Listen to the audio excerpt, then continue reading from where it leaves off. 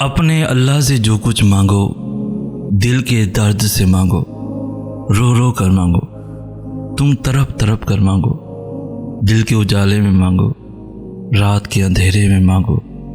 ہمارا رب کریم کسی کو پیاسا نہیں رکھتا، مگر وہ سچی پیاس کا ثبوت ضرور مانگتا ہے۔ اللہ تو صرف اپنے بندوں سے چاہتا ہے کہ وہ مجھ پر پختہ یقین رکھ لے، اور اس یقین کے راستے پر لانے کے لیے وہ تمہیں مختلف راستوں سے گزارتا ہے۔ پھر وہ رب تمہارے یقین کو دیکھ کر تمہیں نواز دیتا ہے۔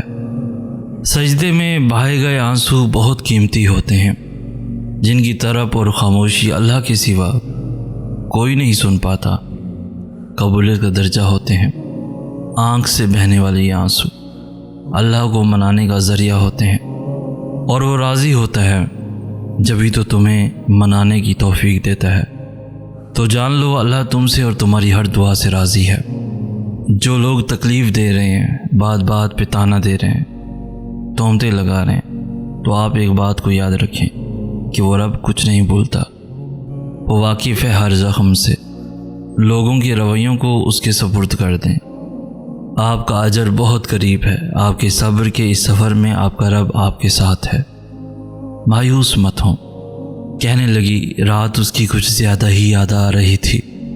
میں نے ارادہ کیا کہ صبح تہجد کے وقت اپنے رب کے آگے سجدہ ریز ہو کر اسے بھولنے کی دعا کروں گی۔ جب 1 بجے میں اٹھی، وضو کیا، 4 رکعت نفل ادا کیے، دعا کے لیے ہاتھ اٹھائے ہی تھے کہ سسکتے ہوئے ہونٹوں سے نکلا، یا اللہ اسے میرا کر دینا، یا اللہ اسے میرا کر دینا۔ خاموشی اختیار کر لینا بھی ایک قسم کی جذباتی سزا ہے۔ اس میں جس انسان سے تعلق ہو اس سے بات کرنا بند کر دیتا ہے۔ اس کا مقصد دوسرے انسان کو سزا دینا ہوتا ہے۔ اکثر لوگوں کو بات چیت بند ہونے سے بہت اذیت ہوتی ہے۔ ان کے لیے خاموشی لڑائی جھگڑے سے زیادہ اذیت کا باعث بنتی ہے۔ اللہ تو ہماری انکہی دعاؤں کو بھی قبول کر لیتا ہے، تو پھر کیا وہ ہماری گر گرا کر مانگی ہوئی دعاؤں کو قبول نہیں کرے گا؟ تمہارا رب جانتا ہے اب تم صبر کرتے کرتے تھکنے لگے ہو، مگر وہ تمہیں بے حساب نوازنا چاہتا ہے۔ سمجھ لو کچھ ہی دوری ہے، تم منزل کے پاس بھی ہو۔ نایاب شے لینے کے لیے وقت درکار ہوتا ہے۔ صبر کے ساتھ ساتھ شکر کو بھی اپنائے رکھو۔ وعدے کا وقت قریب آ گیا ہے۔ جب انسان بچوں کی طرح اللہ کو اپنی من پسند چیز کے لیے مناتا ہے، طرف سے گر گراتا ہے، تو وہ مان جاتا ہے۔ اسے اپنے بندے کی معصومیت بھری یہ ادا بہت پسند ہے۔ میں نے زندگی سے بس یہی ایک بات سیکھی ہے کہ انسان سے کبھی کچھ مت مانگو۔ انسان نہ تو ہمدردی مکمل دیتا ہے اور نہ ہی محبت، اور دے بھی کیسے۔ کائنات کی ہر چیز نامکمل ہے سوائے اللہ کی ذات کے، اور اس کے علاوہ نہ کوئی ہمیں کچھ دے سکتا ہے اور نہ ہم سے کچھ چھین سکتا ہے۔ وہی آنسوؤں کا بھرم بھی رکھتا ہے، اور وہی اپنی محبت کے رنگ میں بھی رنگتا ہے۔ اور یہ بات زندگی کی کسی نہ کسی مقام پہ انسان ضرور محسوس کرتا ہے، چاہے دیر سے کرے یا جلدی۔ اس کی آغوش میں بہایا گیا کوئی بھی آنسو ضائع نہیں جاتا، پھر چاہے وہ آنسو اذیت کا ہو یا محبت کا۔ اللہ ہمیں کبھی بھی ہم جیسوں کا محتاج نہ کرے، نہ ہمدردی کے لیے نہ ہی محبت کے لیے۔ اللہ پر ایمان مضبوط رکھو۔ جن کے ایمان مضبوط ہوتے ہیں انہی کے لیے معجزے ہوتے ہیں۔ اللہ دیکھتا ہے کہ میرا بندہ میرے دیے پر شکر کرتا ہے یا پھر اس کے لیے مایوس ہو جاتا ہے جو نہیں دیا۔ اور پھر جب آپ اس کے دیے پر شکر کر لیتے ہو نا، پھر وہ آپ کو اس سے بھی نوازتا ہے جس کے لیے آپ کب سے اللہ کو پکار رہے ہو۔ تم بس قبولیت پر یقین رکھنا، یا تو وہ وقت آنے پر تمہاری من پسند چیز سے نواز دے گا یا تمہارا دل اپنی رضا میں راضی کر دے گا۔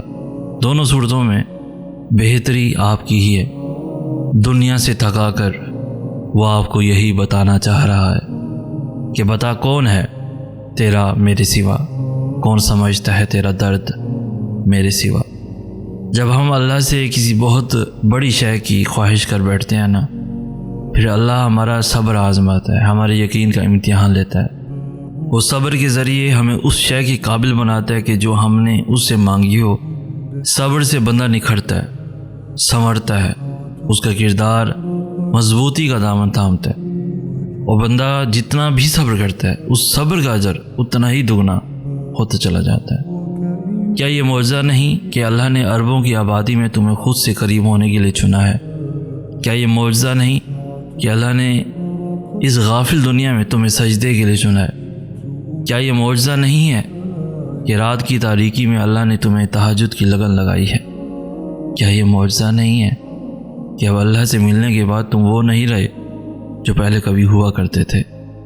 یہ تمہارا یقین ہی تو ہے کہ اللہ ہر پل تمہارے ساتھ ہے۔ کہیں وہ تمہارے ڈگمگاتے قدموں کو سنبھال لے گا تو کہیں گرتے ہوئے کو تھام لے گا۔ وہ کبھی تمہیں اکیلا نہیں چھوڑے گا۔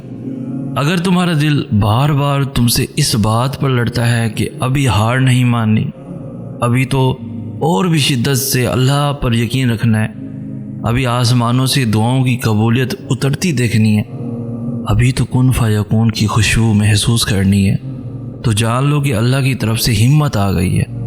بہت جلد انشاءاللہ معجزہ بھی آنے والا ہے۔ اسے سب یاد ہے، تمہارا راتوں کو اٹھ اٹھ کر دعائیں کرنا، اپنی دعاؤں کی قبولیت کے لیے معجزے کا انتظار کرنا، تمہاری طرف تمہاری جستجو وہ کچھ نہیں بولا۔ وہ عنقریب تمہارے لیے معجزہ خاص کر کے تمہاری من پسند چیز سے ملوا دے گا، کیونکہ وہ امتحان انہی سے لیتے ہیں جو اسے پیارے ہوتے ہیں، جن پر اسے مان ہوتا ہے کہ یہ آخری وقت تک مجھے منائیں گے اور مجھ سے مایوس نہیں ہوں گے۔ نصیب کسی نے کھول کر تو نہیں دیکھے ہوتے، وہ تو اللہ کے لکھے ہوتے ہیں، اور اگر کسی کے برے ہوں تو نصیب کبھی برے نہیں ہوتے، کیونکہ وہ اللہ نے لکھے ہیں۔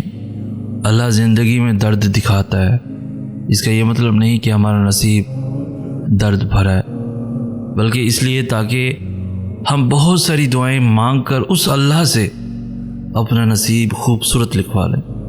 اور اللہ ایسا کیوں کرتے ہیں؟